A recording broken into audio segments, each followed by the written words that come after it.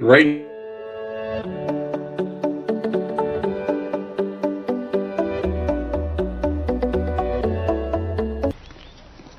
Morning, Sergeant Major. How do you know what kind of goddamn day it is?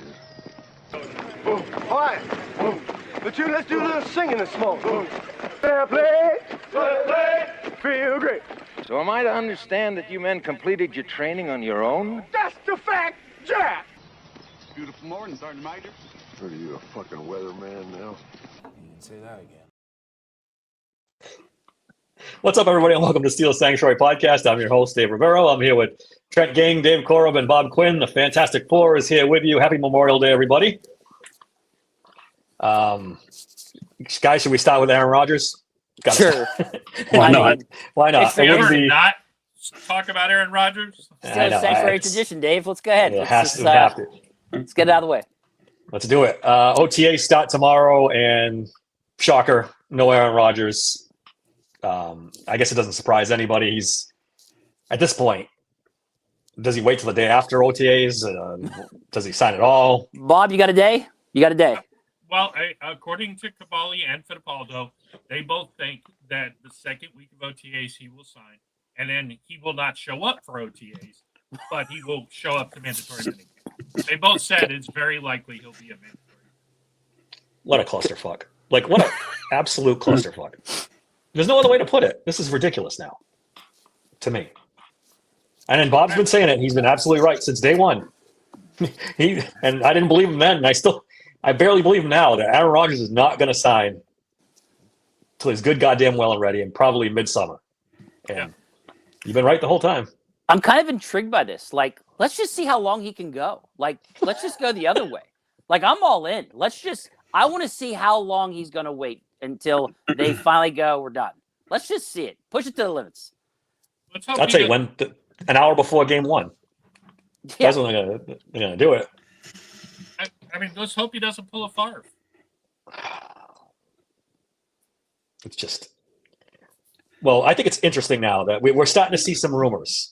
Fowler had the thing that the Steelers are not completely out on Kirk Cousins, and Bouchette said, they might be interested in Carson Wentz, and Will Levis's name's been floated out there. All of a sudden, all these rumors are starting to bubble to the surface. Is it the Steelers trying to put pressure on Aaron, or are they panicking that Aaron's not going to sign at all? I agreed with your take on X. I do think they're trying to put some pressure on him a little bit and say, like, hey, listen, there's still other options that we could go after. They're not the preferred options, but there's still other options they could be going after. So I don't think this part's true. I don't think he's waiting on the Vikings. I think the comments that he made, that little girl asking about the Chicago Bears, like, that was pretty telling. I think that's him kind of saying he's coming to the Steelers. It's just a matter of when he feels like signing.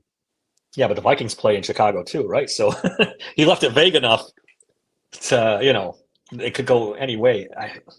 They're not going to give up on a first-round quarterback, though. And certainly not in time. Even if he stinks it up, mandatory camp, they're not going to give up on him until the season starts. They can't. Well, it's a health thing, right? They want to make sure he's healthy, coming off that injury from last year, and if he's not, I mean, Aaron Rodgers is a nice replacement if you don't think J.J. McCarthy can go this season, or not right away, or And McCarthy's he's already throwing and with people there, right? I mean, he's been already working. It's not like his injury. I don't think that's a concern at this point. It's just a matter of whether or not they feel he's ready. It might not be just the Vikings too. He might be, maybe the 49ers thing was in his back of his mind, and now that they've signed their quarterback, maybe he's waiting for something else.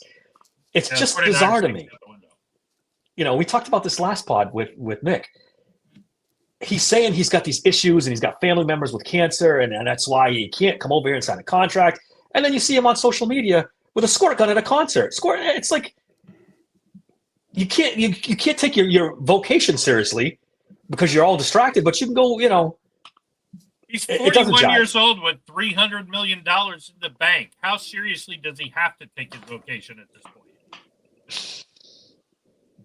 Yeah, and that's the other thing that worries me. He comes in here half-assed, not really all in, thinking, I'm experienced. I don't need OTAs. I don't need minicamp. I'm Aaron Rodgers. And then, everyone's behind. The whole offense is behind because of him. It's not just him. He doesn't need the OTAs. Let's be honest. He doesn't. He probably doesn't. But the team does. You got a brand new number one wide receiver. God knows what you have in 2 and 3. You got possibly a brand new running back. Offensive lines. I mean, come on. I would feel comfortable if he did some more OTA work with everybody there. I would appreciate that if he could do that. But you know who didn't show up to the OTAs last year? Who? Cam Hayward.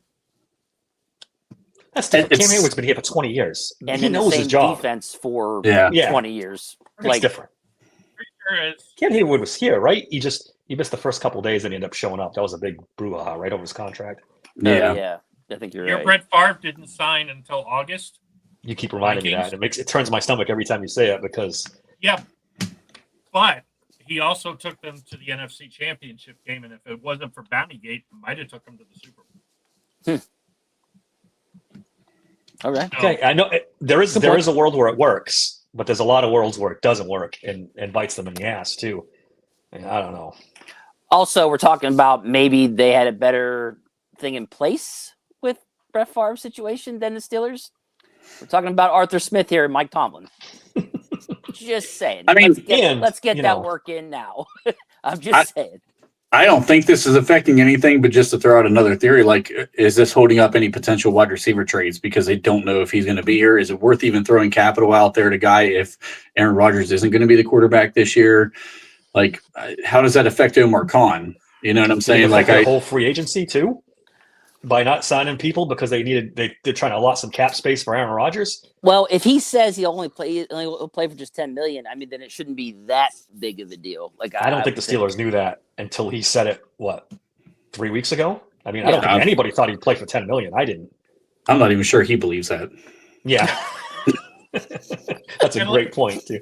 And let's be honest, if cap space, if they were then why not just pay the extra $6 million it would have taken to get Justin Fields? Because you would have had to beat the Jets offer by about $1 million. You're asking the wrong person. I have no idea why they didn't just sign Justin Fields. We would have been over this and on. I get Aaron Rodgers better. I get that part of it. But man, you take an awful risk with this guy. You're taking an awful risk with this guy. He could decide tomorrow, fuck it, I'm going to retire. And you are screwed. He would have done that already. Aaron Rodgers is not going to retire in the middle of June. He's going to retire at the end of a season, and he knows what he looked like last season. And he played better towards the end of the year. He's not retiring off a 5-12 year with the fucking Jets. You know what he could do? He's going to play for somebody. He could retire. And then as soon as somebody gets hurt, that's a playoff team. Oh, I'm unretired. I'm back. Do you need me? Don't put anything past this guy. So just to put it out there, the cap now stands at $34.5 million that they have left, the cap space. So 10 leaves them with 24 point something million. That should be enough to make it work for a wide receiver, I would think. Oh yeah, they have to spend money right now to get to cap compliance. I mean, that's probably the TJ extension, but they do still have to spend money in order to get cap compliant. Yeah. What's going to happen is if Aaron doesn't sign, they'll just front load TJ's extension. Yep. And get it that way. But still. Actually, I don't know that they can do that because I think with the salary cap, even if you sign him now to a new contract and you put the signing bonus, I think it goes into next year's cap because technically it's an extension. You get whatever you get this year, you can't just go up and go crazy on his contract. But honestly, that sounds about right. I feel like Keenan Allen is going to be the guy if for some reason Aaron didn't happen. Keenan Allen would be the guy because you could spend $10-12 million on Keenan Allen and make it look like a good move. I don't think you could spend $10-12 million on Amari Cooper because I think he's kind of washed. They probably couldn't get away with it from a national standpoint. But, if they sign Aaron for $10-15 million, they're going to trade for Lazard. It's going to happen. Both of you shaking your heads at the same time. Alan Lazard is just god awful. I know he's Aaron's guy, but that dude he is so fucking trash, man. Like, he is so garbage. He'll have like 1 to 2 big games, and that's it. Like, he'll have a 2-touchdown game. Nothing happens for like 8 games. Then he has another 2-touchdown game, and then nothing. He's a bigger Allen Robinson at this point. Like, this dude would come here and we'll forget he's even on the fucking team. Yeah. Like, he's out there, he's blocking his ass off, but he has nothing to do with the passing game whatsoever.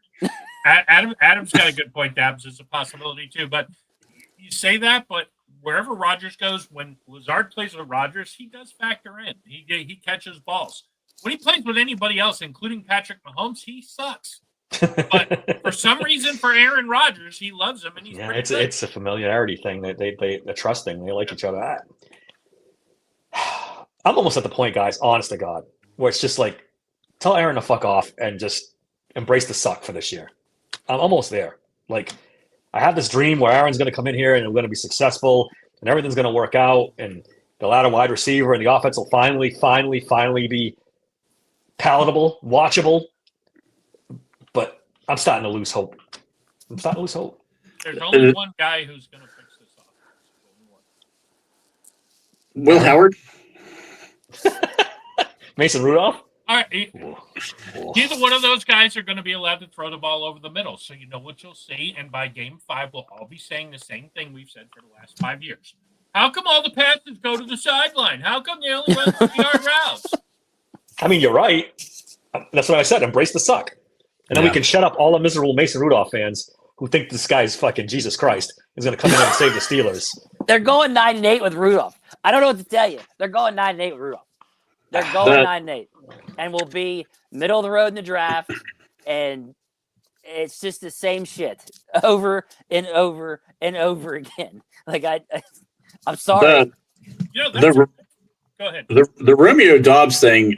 So, like, everybody who thinks this is going to happen soon, you guys might as well buckle up because Green Bay is going to hold these receivers for a while. I mean, you're waiting until cut down day. Yeah. To see if they're going to make a trade. This is not going to happen anytime soon. So everybody who's like all in on like the Dontavian Wicks and Romeo Dobbs, like, you guys ain't getting them tomorrow. You're not getting them through training camp. You're getting these guys at cut down day when they're like, either we're cutting a good player or we're going to try to get some value for somebody. And that's what they're going to do. Gets hurt. If one of them gets hurt, then none of them, then they don't move them at all. Exactly. I 90% agree with that, Trent. Hey, if you're trying to get them for a 4th.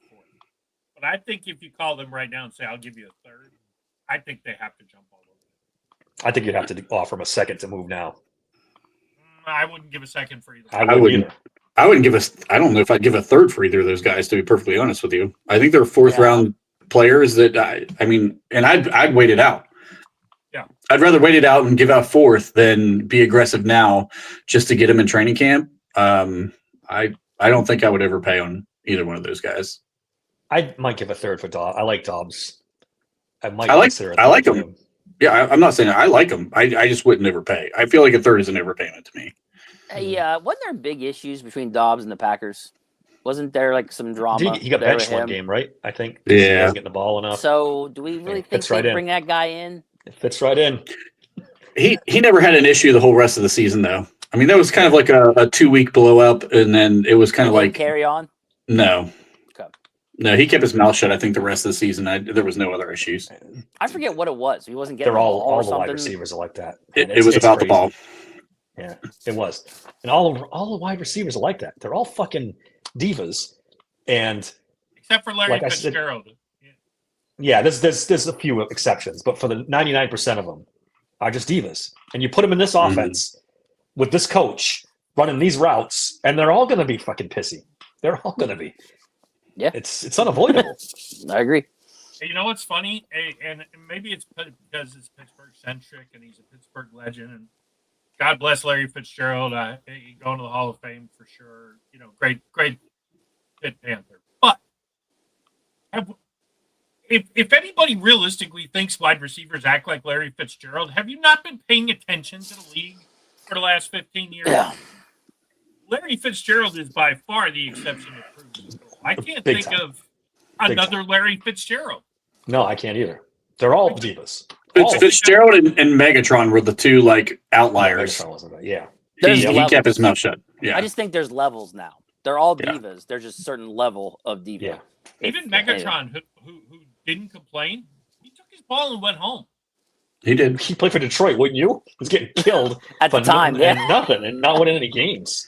He and Matthew Stafford were like trying to share a spleen in between fucking reps because these guys were just lost everything. They were getting murdered. They went 0-16 one year with Megatron on the team, right? Wasn't that Yeah, one of I think so. I think so. ridiculous? Ridiculous. Hey, I've got the solution for us at wide receiver. I've got the solution. You guys been watching Deion Kane in the UFL? Oh, That's the Jesus. Steelers. Christ. That's your answer. That's your Omar Khan special right Didn't there, we buddy. try that already? Yes, we did. We're going to try it again, too. No, We're going to try it again. yeah. 30 years old and he's been here twice. Yeah. And he's going to be here a third time. He's going to like He's 600 never made the yards team. and- He might get a training camp invite, but there's no way he's making a fucking team. They will. No. They I'm will just telling play you. Roman Wilson before they play Deion Kane. Deion Kane. Is Rock Taylor not the WR2. same guy? I mean, let's be honest. Is Rock Taylor not the Really exact is. same guy as Deion Kane? He's actually a little faster, but Can built he the block same. as good as Kane, though? I mean, if Kane That's all. Yeah, can he block? I'm telling you, We got to find out. There has to be an that's investigation. my guy, man. If he can block, phew. Look, if that's even remotely true, then the bottom line is Skoranek should be the number one wide receiver, and DK can run the patterns. on the he offensive might side. be number 2 this season if things keep going the way they're going. I wouldn't be My surprised. man Skoranek. Yeah, young man Skoranek. When he's starting, young man Skoranek's getting 6 yards of reception. With Don't worry, when 31st in the Aaron- league in offense. You know, and even if it is Mason, you know, I heard I can't remember. I see his name all the time, but the other idiot on ESPN this morning with Tannenbaum, who was suggesting that Mason Rudolph and Aaron Rodgers are the same player, was saying that, oh well, maybe if they built the team around Will Howard just to see what they have. He's a 6th-round fucking pick. Okay, AJ A+ McCarron draft pick. national championship in Alabama. A+ I ain't gonna draft build pick. my team around him. A+ draft pick. You know what? I'm fine with him being a starter. If Aaron doesn't come here, I'm all for the let's embrace the suck. Let's just do it. Dave's we're going gonna to do be in that. this It's gotta be depressed, Skylar Thompson. like, you're going to be so depressed. I'm gonna be? Dave, I've been this way for 5 years. I've watched this fucking offense. It's awful. There could always be another level, okay? Okay, it could be. You're right. You're absolutely right. They had a plan with Pickens. It was same as Deontay, addition by subtraction. Yeah. Yeah, but they that's- got DK to Well, replace him. There should That's a have been an half-ass addition plan. in the draft. Yeah, that's a half-ass plan. Yeah, granted, you want to get rid of him, but have a replacement in mind. For Christ's sake. All right, you guys just want to do top tens? Yeah, let's do it. Hang on. It's been a slow news week, so let's do. Derek on Twitter put out his top 10 Steelers, and we figured why not each take a turn to do our own top 10. Bob's got it up on the board. Our 6 through 10s. Who wants to go first? Dave, you go first. 6 through 10. All Yep. right. My number 6 was Chris Boswell. He's in top 2 in every statistical category for kickers. So like, I had to put him in the top 10. There could be argument for, way higher, but 44 field goal attempts, which is second in the league. 13 50-plus field goals made, which also puts him at number 2. His field goal percentage is 92.3%, which makes him 8th. Just unreal. Number 7, Alex Highsmith. I actually kept moving him up and down on my board, but 89.5 overall grade, which has him 7th best. 79.7 run defensive grade, which puts him 10th. So top 10 in a couple different categories. So yeah, I put him at 7. 8, I went Minka Fitzpatrick. 93 combined tackles, a 74.3 run defensive grade, which is 37th. So like not the top. I almost didn't even have Minka in my top 10. He basically made it because of I know what he can do, but he just hasn't done it. It's been years now. So like, it was tough. It really is to see that he's not ranked very high in a lot of different categories, but I know what the guy can do. 9, Jalen Warren. He missed a couple games this past season, but the season before that, he had over 1,000 all-purpose yards, and that's with splitting carries with Najee, and Najee getting more than him. He still had over 1,000 all-purpose yards. So we all know he was more dynamic than Najee. That's just the truth. So yeah, I put him 9th. 10th, I went ahead and look, A+ draft pick, Will Howard. I think that I'm just joking. I'm surprised he's not on here. No, don't tempt me. No, I went with Pat Freiermuth. He had 7 TDs, which puts him 4th in all tight ends in the league. 653 yards puts him at 12th, and he had 65 receptions, which puts him at 8th. So top 12 in a ton of different categories for tight ends. So I made him my 10th. All right, Trent, give us yours. I also went with Chris Boswell, number 6. So the Boz, I mean, this dude is as consistent as anybody else in the league. I mean, he's top 1 or 2 in the entire league at his position, so it's hard to leave him off the list. Probably not a great sign that a positional player like this is a special teams player. I mean, is making your top 10 on your team. Yeah. Says a little bit about your roster, but Buzz is he's definitely one of the best in the league for sure. Number 7, I have Pat Freiermuth. The quarterback play has not helped him here, but I mean, he's been as rock solid as a tight end as you're going to find around the league. I think. I'm not going to say he's like a top 10 tight end in this league, but he's a very good tight end for this offense. We probably don't utilize him as well as we probably should, but I really like Pat Freiermuth a lot. Happy that he got the extension he got last year. Number 8, I probably have the surprise of this one. I put Caleb Johnson on here. I think this dude's going to come out killing it, and I think he's going to be a really, really good player for this offense and this system. I think he's probably not going to get a lot of love until week 6-ish when people start realizing he's racking up a ton of yards. But I think Caleb Johnson is going to be one of the top 10 best players in this team. You know, just the way he fits the Arthur Smith scheme. If that offensive line helps this kid at all, he's going to have a monster year. Number 9, I probably bumped Alex Highsmith down a little further than most. And that's simply because he's a rock solid player, but he does not have the impact on the game that he should have with TJ Watt drawing all the attention that he gets and how many one-on-one opportunities that Alex Highsmith gets. So I did knock him on that. I think he's still a good player. I think this guy's still got potential to be like a top 15-ish edge in this league. So I wasn't going to completely take him off the list, but I did knock him because he should be racking up better stats than what he does playing opposite of TJ Watt, who's every single play getting double teamed or chipped. So can't help him out there. Number 10, this was tough. Minka Fitzpatrick. I put him on here. I think the utilization for me is what kept him on my top 10 because he did not play like a top 10 player on this defense last year. Perfectly honest with you. I almost put Sean Elliott in this position and dropped Minka completely off my list.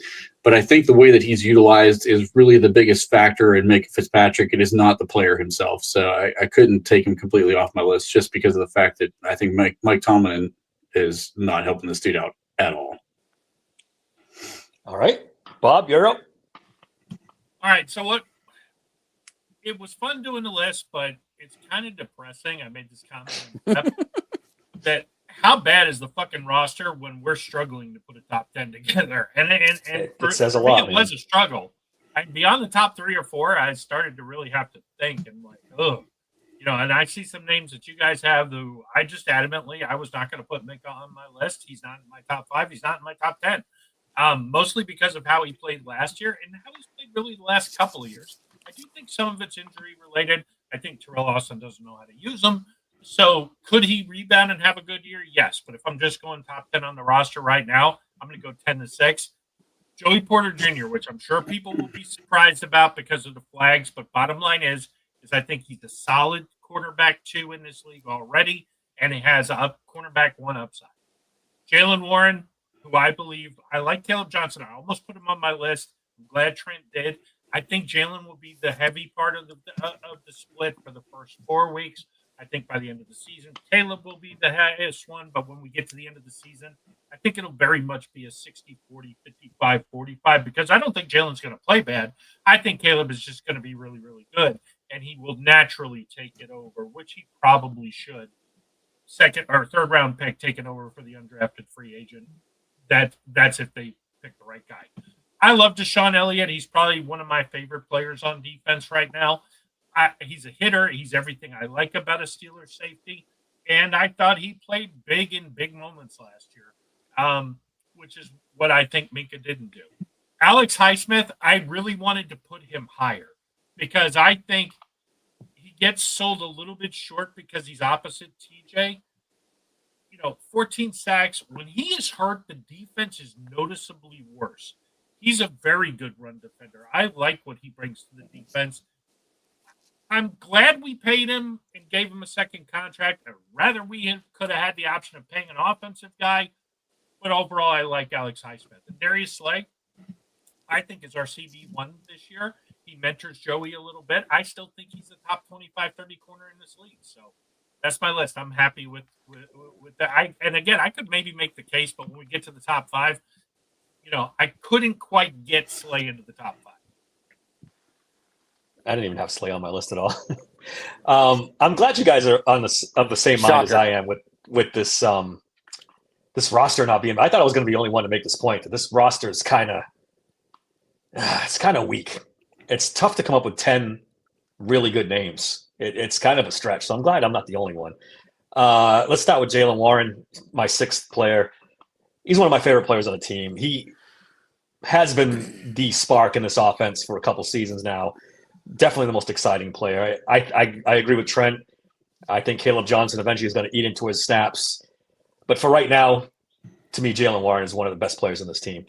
I got Cam Hayward at 7. I know a lot of people are going to think this is low. I'm kind of projecting a little bit that maybe he falls off just a little bit this season because last year he was probably number 2. Easily the number 2 player on this team. I think there's going to be some fall off this season, though. Minka Fitzpatrick at 8. What else can I say? I agree with all you guys. I think it's partially usage by the Steelers and how they use him. I think he's almost 30 now, so there could be some of that. He could, already peaked and be on the downside. We keep waiting for him to, this is the season they're going to use him right. This is the season he's going to get back to himself. I don't know if we're ever going to see that Minka again. So this time next year, if he's still on the team, he might not be a top 10 player anymore. Deshaun Elliott, I have at number 9. He probably should have been higher. He was one of the best defensive players on this team last year. There's no doubt. Omar Khan's best free agent signing by a mile. A really, really good pickup. Good safety to combine with Minka Fitzpatrick. I really like Deshaun Elliott. And number 10, guys, I'm just not a big fan of Pat Fryermuth. I'm glad Zach Smith's not in the comments today in the chat because he'd be killing me right now. I'm not a fan. I don't think there's anything special about Pat Fryermuth at all. He can't block. He's a pretty good route runner. He's got pretty good hands. To me, he's barely average. He's a barely average tight end. So there's saying all that for him to make the top 10 of this list says something about this roster because I could have easily bumped him off if there was anybody else. So yep, that's my 6 through 10. All right, let's go on to the 1 to 5s. All right, Trent, you want to kick us off first? Sure. So on, that's okay. The screen went away. Go ahead, Trent. I'm sure you know. Yeah. So I'm going to start at number 5. So number 5, I have Zach Frazier. Dude had as rock solid of a rookie season as you're going to get for a guy coming into being a center. I mean, I think center is one of the toughest positions to come into the league and learn as a rookie.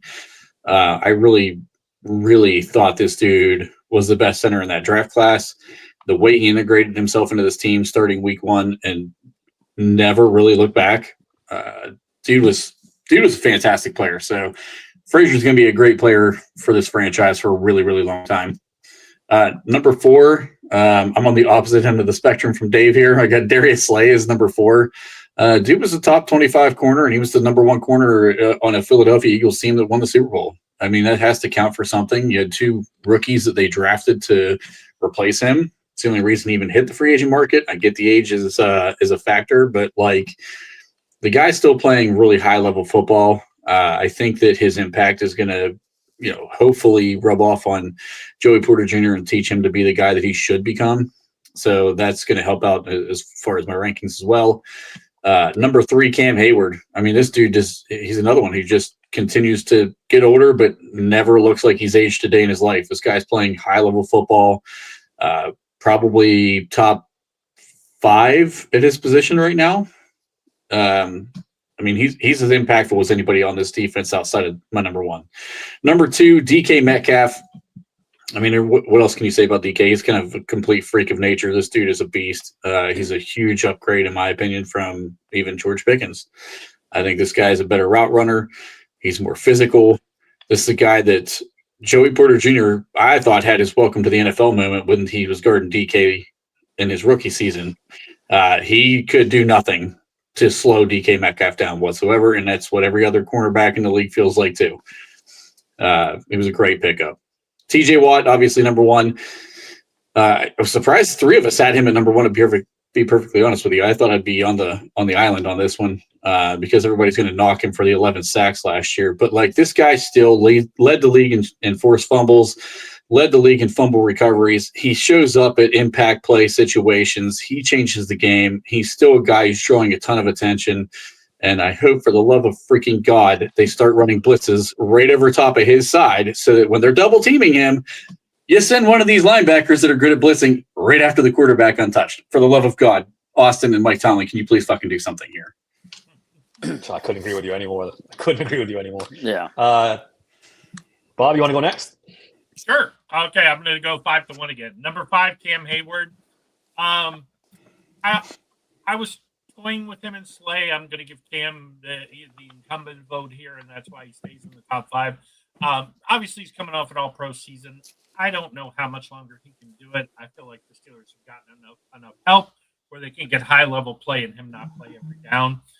Zach Frazier is a revelation at center. The Steelers have their next great center, which is a hugely important piece of the Steelers' offensive line, and it has been for 50 years. So that being said, I barring injury, I feel like that's our center for the next 10, 12 years. DK, this is kind of where I have issue with the roster. The fact that a wide receiver who's very good, he's very good, and I'm going to enjoy rooting for this guy.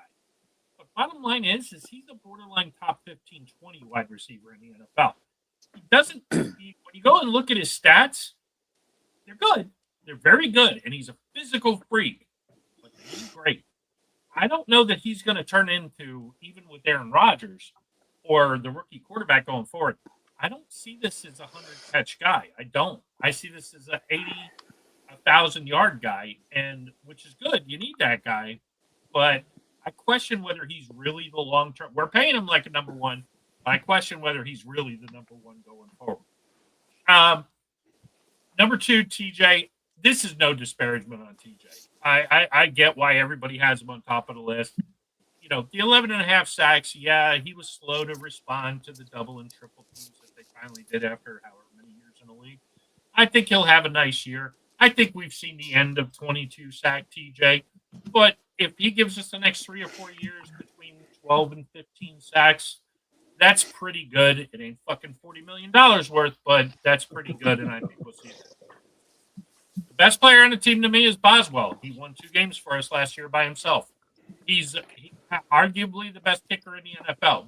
A lot of people like the Dallas guy because he's got the huge leg. I'd rather have Boswell. He don't miss. He's reliable. He's had one bad year in his career, and it was a long time ago at this point. Bottom line is, if you're the best player at a position in the NFL, and to me he is, you got to be on top of the list. It's sad that a kicker is our best player, but it ain't the first time a kicker was our best player. Gary Anderson was our best player in the 80s for a long time. All right, Dave, you're up. All right, I'll go from 5-1 as well. Number 5, I had Deshaun Elliott. Had a 87.8 run defensive grade, which ranked him 6th overall. 109 combined tackles, and it would have been a lot more if he wouldn't have gotten injured. And another thing, too, that I think about is the fact when they didn't have him, how big of a hole that was on the defense through that 5-game losing streak or whatever. That was a huge loss for us, and I thought he was the better safety of him and Minka. I don't think there's any comparison, really. Number 4, Zach Frazier. You guys know I love Zach Frazier. Top rookie center, top 6 overall center in his rookie season. That's pretty impressive. I can only imagine he's going to get even better. So, yeah, I put him number 4. Number 3, DK Metcalf. He's had 6 straight 900-plus yard seasons. He averages 15 yards a catch. To me, when he has the ball in his hands, he's a beast. He's hard to take down. Plays with an edge. I just love to see in players. So, yeah, I put him in top 3. Number 2, Cam Hayward. Guys, this guy, how old is this guy? He had a 90.3 grade, number 1 overall grade amongst defensive linemen, 56 pressures, which put him 4th, and 48 tackles, which put him 3rd. I just, incredible. At number 1, I went TJ Watt. He had a 91.4 grade against the run, which is number 1 in forced fumbles. I have here he had 12 sacks, which puts him still 7th in sacks in the league, and that's in a down year. They have to use 3 or 4 guys to stop him. Like, yeah, that's the number 1 guy to me. So that's my 5. All right. I'll do 5 to 1 too, since everyone's going that way. I didn't realize I would be the highest one on Alex Highsmith. I got him at 5.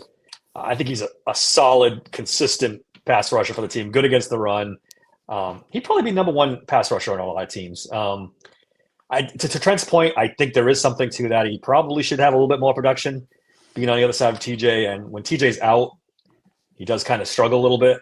But overall, I think Highsmith's a really good player. Number 4, Zach Frazier. You guys all described him perfectly. It was a great draft pick. Perfect center for this team. Great rookie season. I don't know what else to say for Zach Frazier. He's a great player. I had Chris Broswell 3. I could see Bob's argument for 1. I really can. This guy's the best kicker in the league, year in and year out. Just think where this team would be if they didn't have Chris Boswell. Look back at the games where he's kicked 6 field goals for them to win, hit big field goals. This would be a lot worse without Chris Boswell here. 2, I went DK Metcalf. Yeah, Bob, you're right. It says a lot about this roster when you say DK Metcalf's your second best player on your team, but he is. In my eyes, he's the second most talented player on this team. And hopefully that shows on the field. Hopefully they get him the ball. Hopefully he can have a big season and be a number 1 wide receiver. I kind of tend to agree with Bob too, which is kind of odd, but he might not be as good as people expect. We'll see. And number 1, TJ Watt. He's number 1 on his team until the wheels fall off. He's a freak. He's getting triple teamed out there. I do think the fact that he never learned another pass rush move is kind of hurting him now. And he came out in an interview and said it. I have my 1 move. That's my move. And he doesn't do spins a lot. And he does. He's pretty much who he is. And people with the triple teams have kind of figured him out now. But again, like Trent said, if you blitz up that gap with another linebacker, that'll solve a lot of these problems. It'll stop the double teams, or you'll just get free runs at the quarterback. Maybe someday this coaching staff will figure it out, and that could lead to bigger stats for both TJ and whoever else is blitzing up that gap. But until that time, it's going to be more insane. But it's a long-winded way to say TJ Watt's still the best player on this team. And I don't think it's close, particularly. May I do an honorable mention? Sure. Okay. Will Howard. Here's a guy. No, I'm just no. I almost choked on my coffee. I thought you were really going there for a minute. No. I actually have a player. I have a player I'd like to give honorable mention to. Peyton Wilson. His coverage grade is a 76.9, which ranks 8th in the entire league of linebackers. He had 70 combined tackles, only had 493 snaps, guys. As a rookie 4th rounder. That averages out to a full season of having around 140 combined tackles. That's pretty fucking impressive for a rookie. So if he stays healthy, yeah, dude, like he's gonna be a star. If he stays healthy, he's gonna be a star. Got to get a little bigger, I think. I totally agree. I love Peyton Wilson. I think this is one of Omar Khan's best draft picks, and I think it's really going to work out for us. But I think he's got to get a little bit bigger to be a little bit better in run support. Because he did a couple of times I saw in the run game. It looked like he got washed out a couple of times. I think he's a good tackler. He's the fastest guy on fucking defense. He is. I mean, that's kind of sad that an inside linebacker is actually the fastest player on our defense. Yeah, Well, Yeah, he runs like a 4.33 though. Like that's pretty blatant.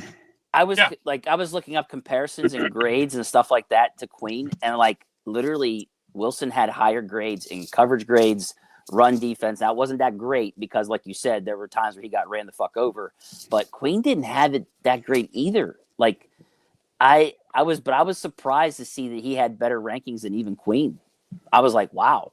Like that's why. Then when I saw he was 8th in coverage grade, I was like, holy shit. But yeah, impressive. Hey, before we weigh in, because there's an interesting Pat Fryermuth war going on in the chat. I see this. I'm just curious. Started a war here. If Aaron Rodgers signs, where is he in your top 10 and who gets bumped out? Where is 3? Oh, you mean Aaron Rodgers. Aaron Rodgers is 3rd. Behind TJ and DK. Maybe even 2nd. I'd put him at 6. I'd Really? go 5. I'd put him at 6 and Minka drops out of my top 10. You guys, he's 41. Like he's not now, mind you, if this was 10 years ago, it's a big different story. If he has the same season as last year, he's 2 for me. I'm very close to agreeing with Dave, but I say This is weird. Me and Bob are agreeing way too much here. Something's fucking wrong. I Something's slot wrong. him just above DK, and I bumped my whole list down. Which I could be talked into. Yeah, I mean, I could be talked into maybe top 4. I don't know. It's a great question, Bob. It's a great question. It is a good question. I have to think about that. If he came in here and he makes DK Metcalf an absolute stud, then you've got to seriously consider him 1 or 2. Yeah. All right. So now follow-up question. Where do you slot Alan Lazard? I'm just kidding. He's not my top 20. I don't give a shit. What? Let's talk about this tight end war. So Big Pun is really he's not Dave's partner, but he's really down on Pat Fryermuth. Pat's getting a lot of love in the chat. I will just one thing I'll say real quick before I let you guys go is okay. So I get Pat.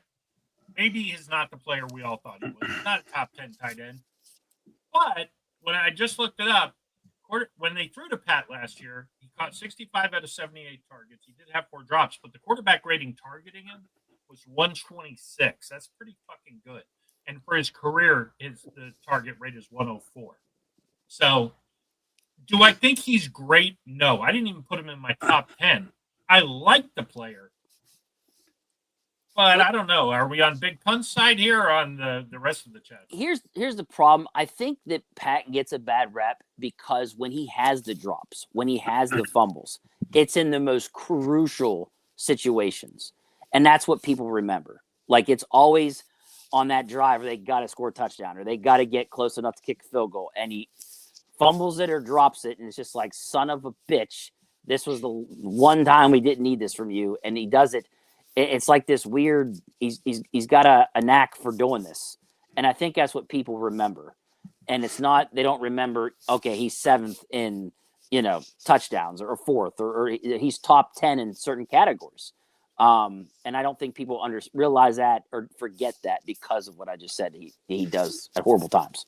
I think Pat Fryermuth is a top 10, right at that top 10 threshold as a tight end. The problem is he's had bottom 29th in the league quarterback play every year. Yep. I mean, like, you cannot ask this dude to throw and fucking catch the ball. Like, somebody's got to throw him the ball. He was pretty good. He was pretty good with Ben. Ben liked him Yes. and threw to him. Yeah. But Yeah. And in an offense where we don't use the middle of the field, he's not overly athletic. He is a very good receiving tight end who has bottom third of the league athleticism at the position. So he's kind of like a weird blend of a player. And to begin with, he needs to utilize the middle of the field. And Tomlin just absolutely freaking refuses to do it. Forbids it. I want to say the year with Ben, I think I could be off. I could have sworn he was the 6th ranked tight end that season. Does that sound right? As a rookie year? Yeah. Yeah. I think his rookie year, he was like in stats, he was like the 6th or 7th ranked tight end. I want to say. That's a good point. Pun's not having it. Pun is not having it. Look at Brock Bowers had most quarterbacks and showed.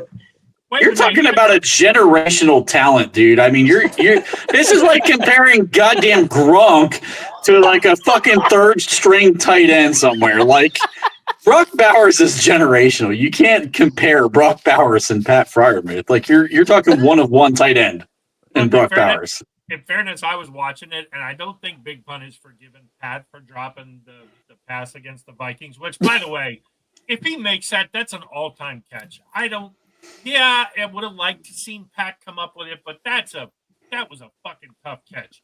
Let's.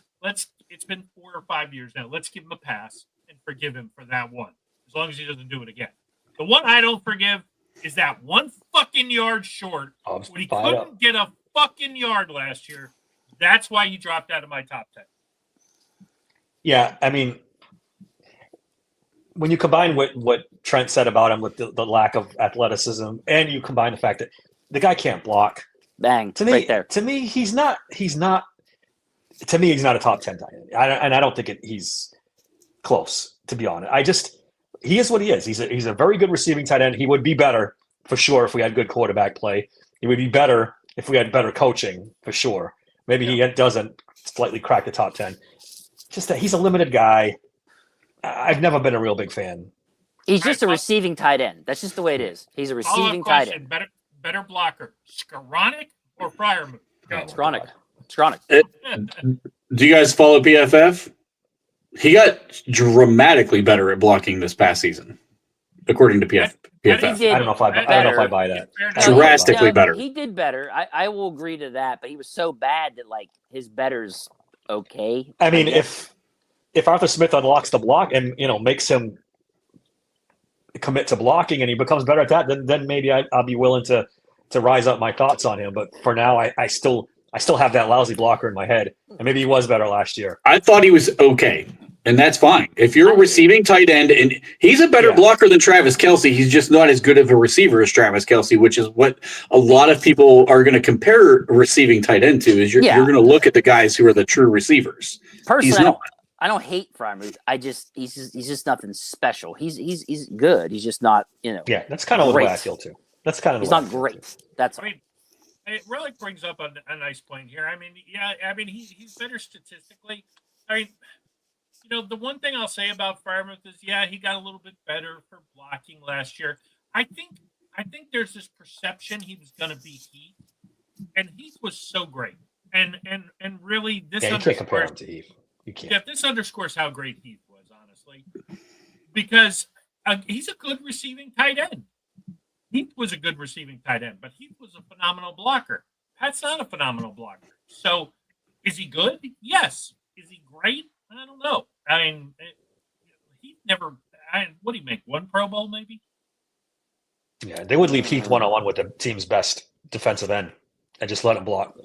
Heath was phenomenal. They're just not. They're not the same tight end. No, it's One not was fair. a blocking tight end that was a clutch moments.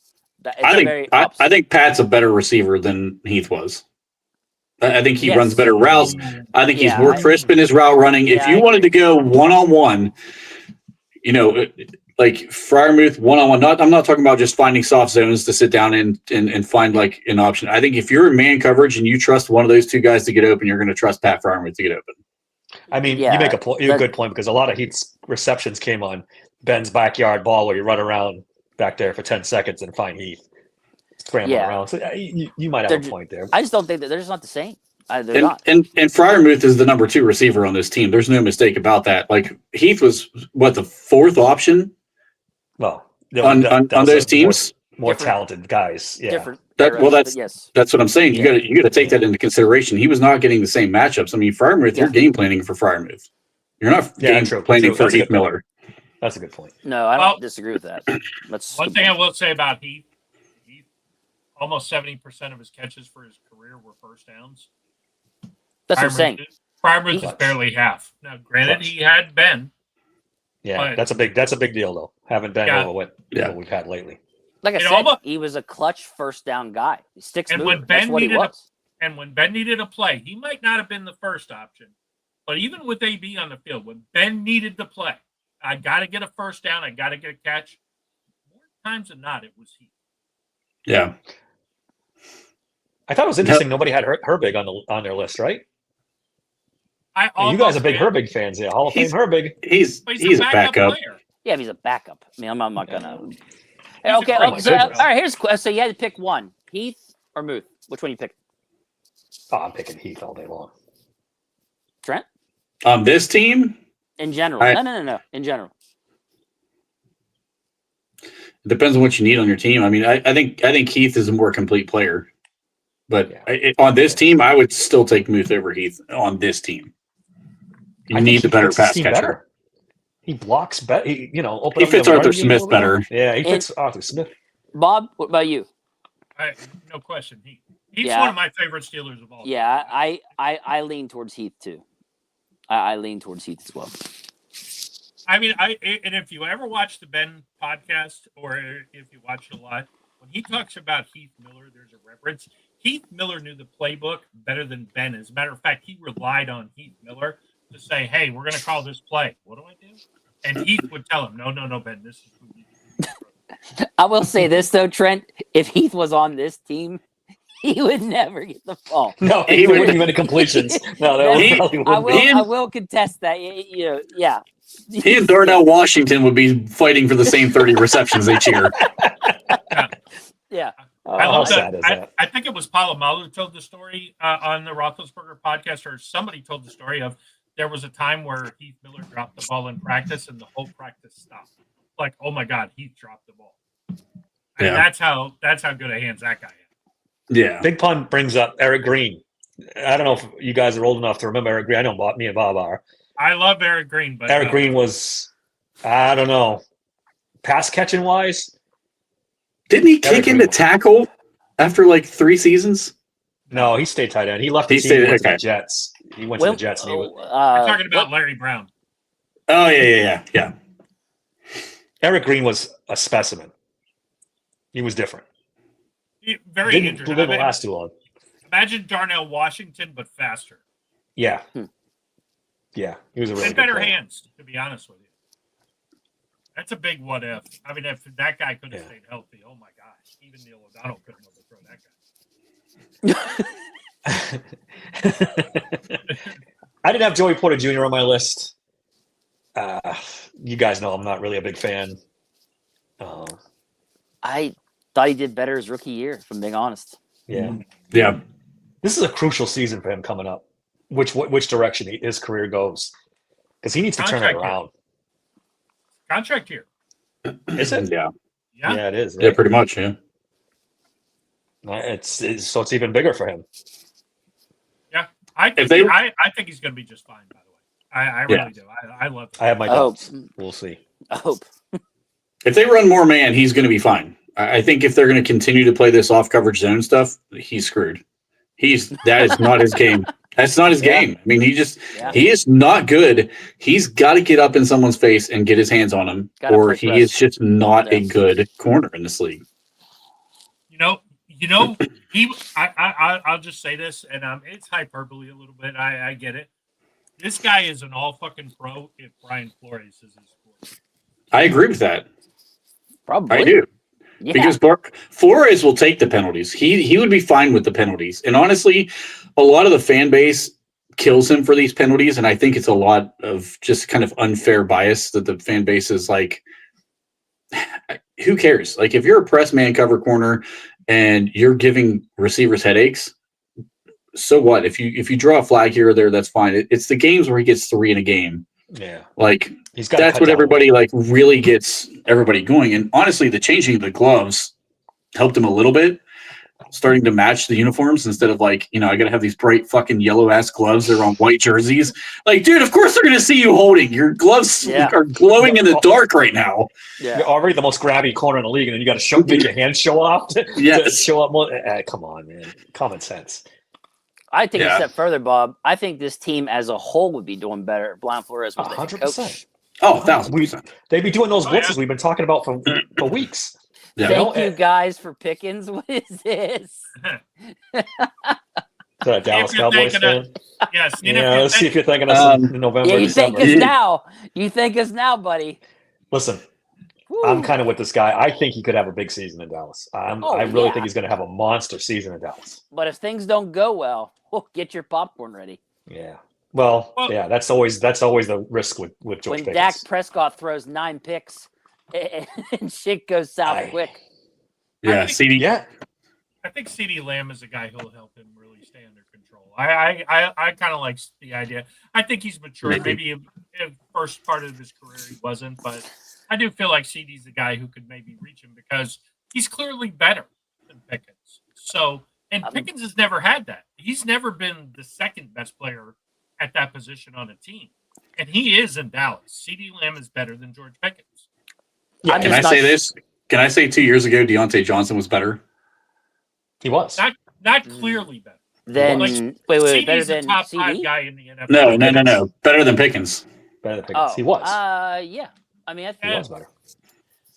I kind of don't. But that was the Matt Canada fiasco. Yeah. you That talking screwed about everything up. Pickens' rookie season. Yeah, 2 years ago when he was a rookie. Yeah, I would say Yeah. that DJ was better. Yeah. Yeah, I think we're going to see CeeDee Lamb get 12 targets in a game, and Pickens is going to have 4, and he's going to blow up, and it's going to be a fiasco. But if it's 3 catches for 90 yards and a touchdown, I don't think so. I think it'll be CD gets 12 targets, he gets 8 catches for 100 yards and a touchdown, and George gets 3 for 90 and a touchdown. If he gets 3 big plays in a game, look what he's dealt with over the last 4 years. Yeah, He's in a great situation in a contract year. Also, he's the number 2 now that all the pressure's off him because he's not the number 1 guy anymore. This is a recipe for a big season for him, I think. I'm just not sure that even Jesus Christ could reach this kid and get him to. I mean, there is that. Straighten up. There is that. Well, I'm not saying he's going to be some mentor for him. I'm saying CD is so clearly better. And you could really make the argument if Pickens had his head on straight and played like it, he's a top 5-ish, 10-ish receiver. But CeeDee Lamb is clearly better. He's a top 3 or 4 receiver in the league. Mm-hmm. And Pickens is For never sure. at Georgia. He was always the best guy. For Pittsburgh, he's always been the best guy. His high school team, he was probably the best guy. I think this is the first time where he walks in and says, and a guy looks at him and goes, "Who the fuck are you?" "Oh, I'm George Pickens." "Oh, good. Enjoy the second team, buddy." Do you think George Pickens thinks that way, though? I think he thinks he's the man no matter where he goes. He could. Yeah, CD. I think CD is so good. He'll have to recognize. You're just hoping there's a respect factor there that Pickens has for CeeDee Lamb to listen to him. Is basically what you're saying. No, I don't even think it's a respect. I got to listen to CD. It's like nobody's going to make George Pickens behave. Nobody's going to do that. But I think Pickens could look at it and say, "Hey, this guy's fucking good and he's getting paid. I'm not as good as that. If I can be as good as that, but if I want to get there, I got to up my game." That's the only way Pickens is going to ever get on track is for him to say, "I have got to raise my game to get on that guy's level." So that's kind of why I think he's going to blow up. If this dude ends up with 50 catches and 800 yards and 5 touchdowns, that's not the contract year he wants to have. He wants to have 1,200 yards, 10 touchdowns. He wants to have at least 80 catches. I think this thing is going to burn to the ground. He wants the big payday. Yeah. Yeah. He sees himself as a top 5 tight end. Yeah. You know how this thing goes south? As if Dak Prescott struggles coming off the injury. That's where it goes off the that's where it goes off the rails. Yeah, that's my point. If he comes and he's not that good, whew. If only they kept Cooper Rush. Yeah. There you go. Oh man. I think Cooper Rush is. Who did he actually end up going to? I forget. I have no idea. I don't know. I gotta find out. He's still out there, a free agent. Yeah. I think you're the only one. He signed with somebody. He did sign with He must have. Yeah, he did. I can't remember who he signed with, but he did sign. I wanted us to sign him. I was like, before we signed Mason.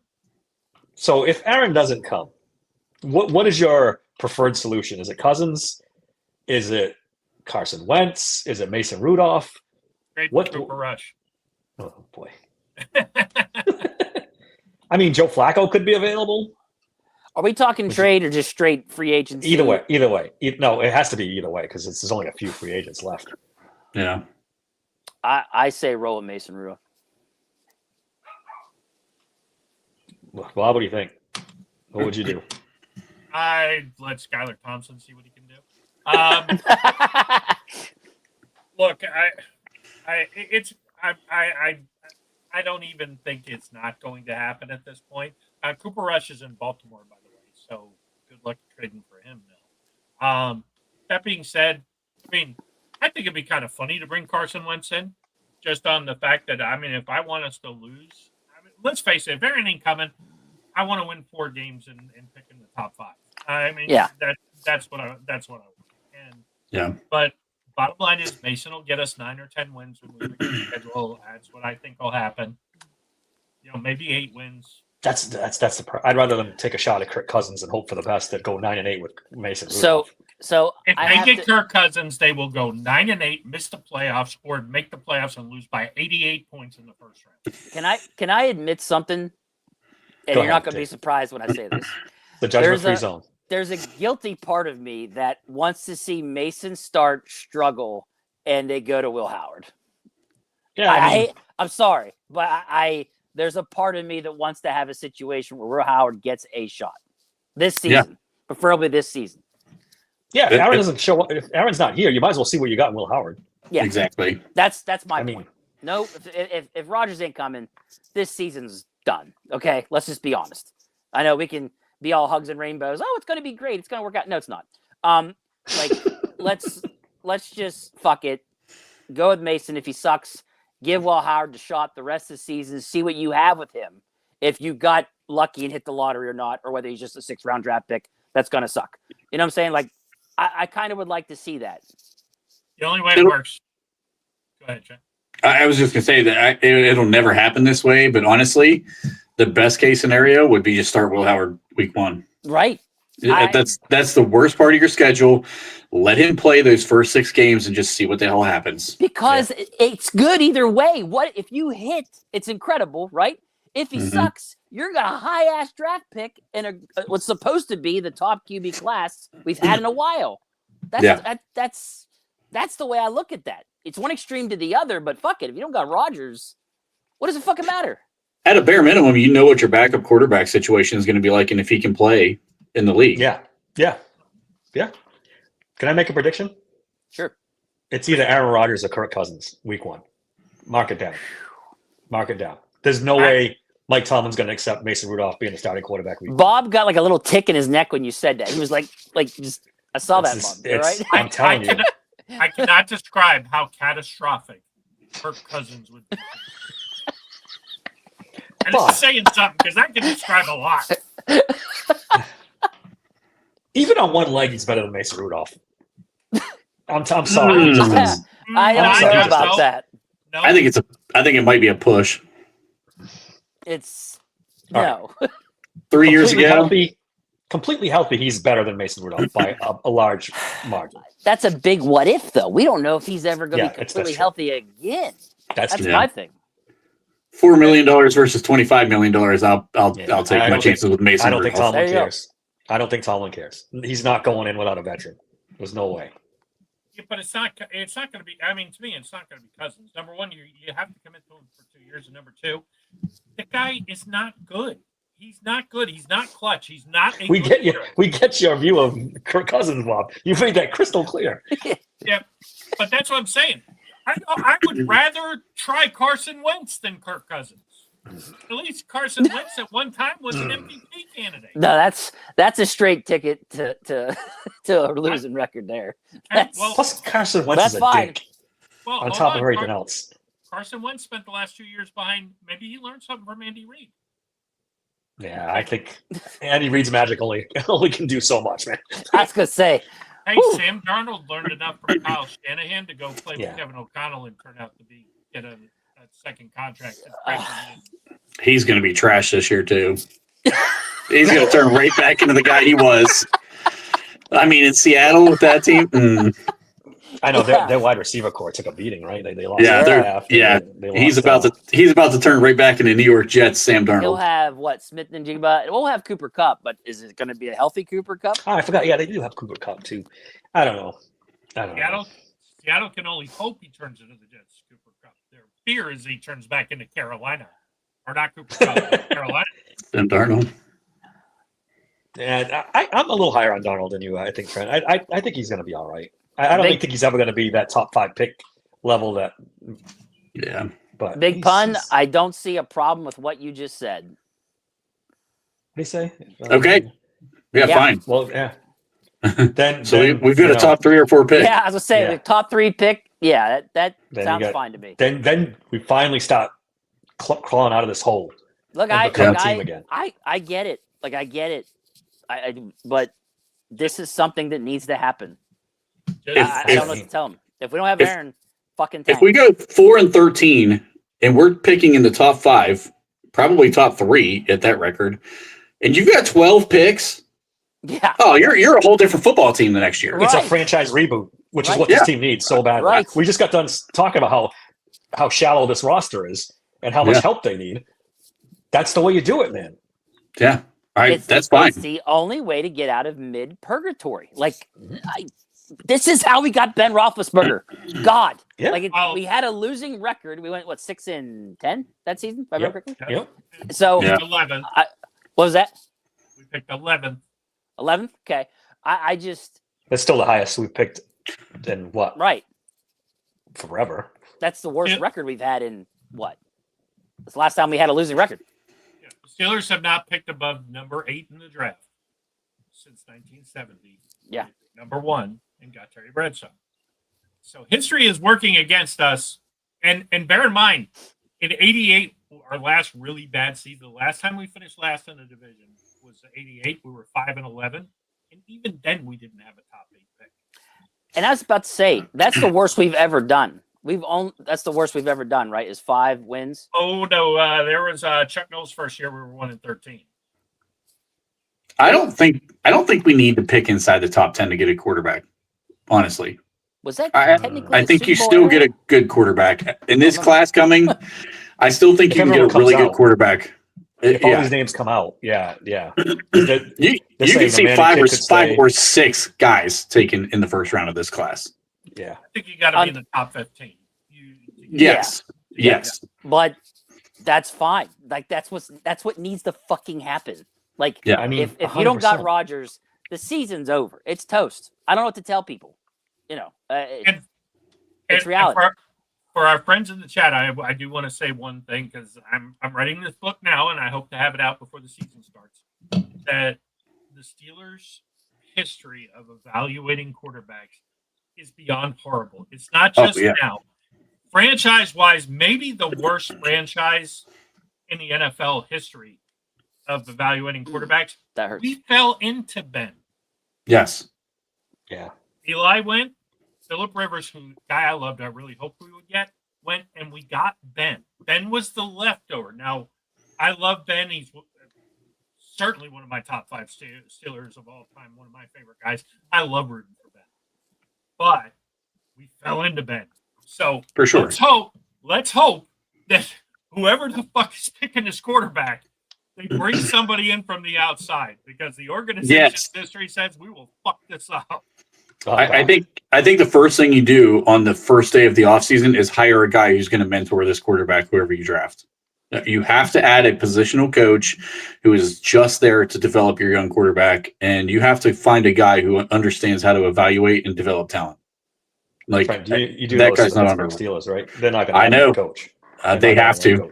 You have to for this. If you're going to pick a guy inside, anywhere near the top 10 to be your future quarterback in this league, you have to now. You cannot keep messing this up.